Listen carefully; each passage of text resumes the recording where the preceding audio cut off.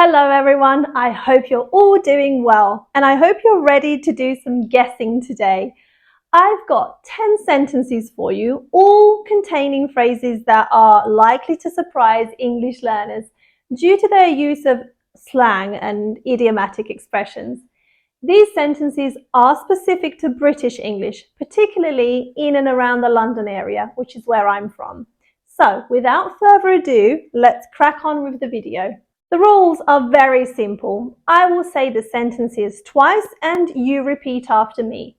Then I'll give you a couple of seconds to guess what they could mean, and then I'll explain it to you. If you need more time, of course, you can pause the video, and don't forget to let me know how many you got right down in the comment section.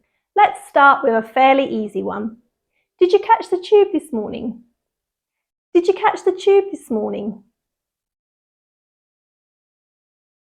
This means, did you take the underground this morning? So to catch here means to take or board, and to catch a ball, that could also mean that. The tube is a colloquial term for the London Underground.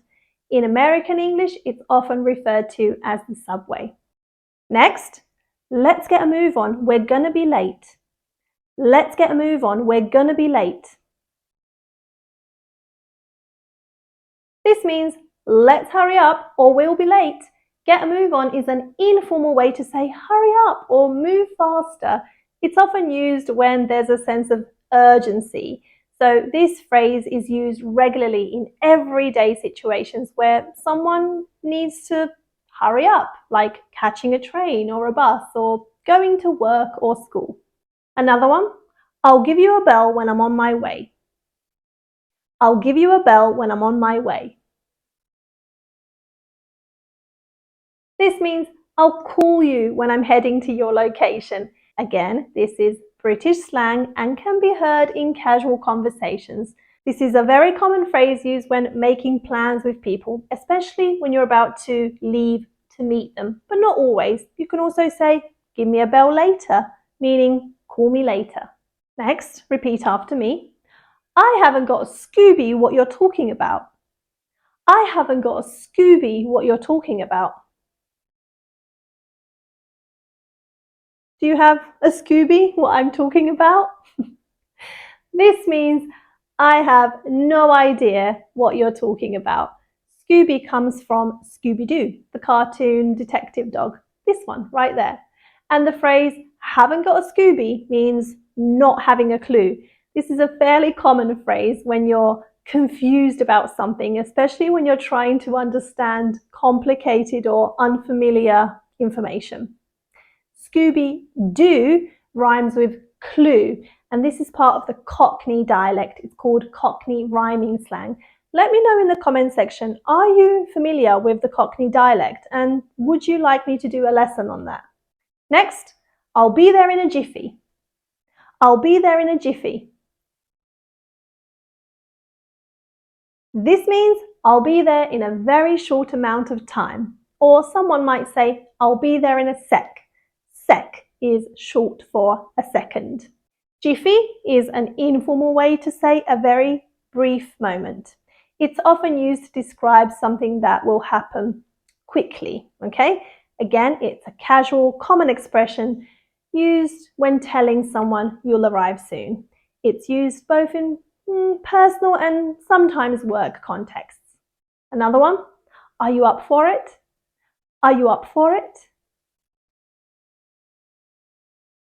This means, are you interested or willing to do it or do something?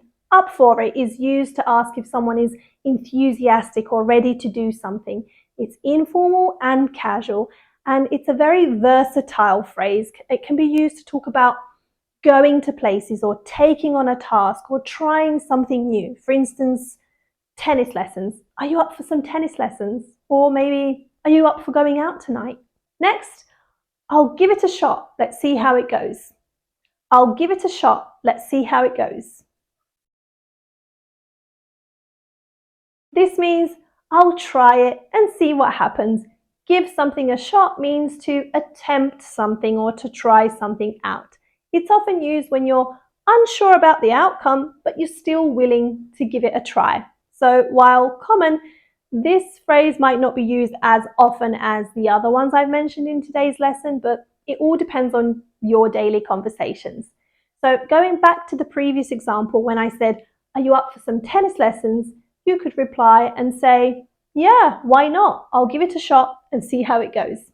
Okay, can't do a lesson without mentioning the weather. This is a British English channel after all. So repeat after me. This weather has been all over the place, hasn't it? This weather has been all over the place, hasn't it? This means the weather has been in various different places or locations like London, Manchester, Liverpool. I'm just joking. But looking at the sentence word for word, it looks like that, all over the place. But no, the real meaning is the weather has been unpredictable or changing a lot recently. It's been all over the place. It refers to something that's inconsistent and chaotic. We often say, the weather's been all over the place. Sunny one minute, raining the next. However, you can use the phrase all over the place for other situations too. For example, his emotions are all over the place after hearing the news. So his emotions are fluctuating or they're inconsistent after hearing some bad news. Or maybe the toys were all over the place after the kids played. So in this case, the toys were scattered everywhere. In all of these examples, all over the place emphasizes a lack of order or consistency. Next, that's a bit much, don't you think? That's a bit much, don't you think? This means it's a bit excessive or over the top. A bit much refers to something that's too extreme or intense or sometimes overwhelming. It's a soft way of saying you think something is too much, and it's used when you don't want to offend the other person. For example, did you see how much money they spent on that dinner? It was £500 for 2 people. It's a bit much, don't you think? Here you're suggesting that £500 is a lot for dinner. Or you could even say, I know we've been talking about work for hours, but this new project just sounds like a bit much, don't you think? In this case, you think the project might be too demanding or overwhelming. And let's see how many of you are familiar with the last sentence. Fancy a pint after work? Fancy a pint after work? This means, would you like to have a beer after work? Fancy is a casual way to ask if someone is interested in doing something. A pint refers to a pint of beer. It's a very common drink in the UK. And I think it's about 500 and something millilitres. So socialising after work for a pint is a classic British pastime. So this phrase gets used quite often. What about you? Do you drink alcohol? And what's your favourite drink? Believe it or not, I'm actually allergic to alcohol, so I come out in a rash. And yeah, a pint of Coke is my go-to. Boring.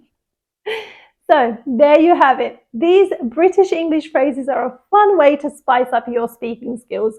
While they may be a bit informal or filled with slang, I know, they do reflect casual, everyday British English. So I recommend keep practicing. And also, thank you for watching, and I'll see you soon.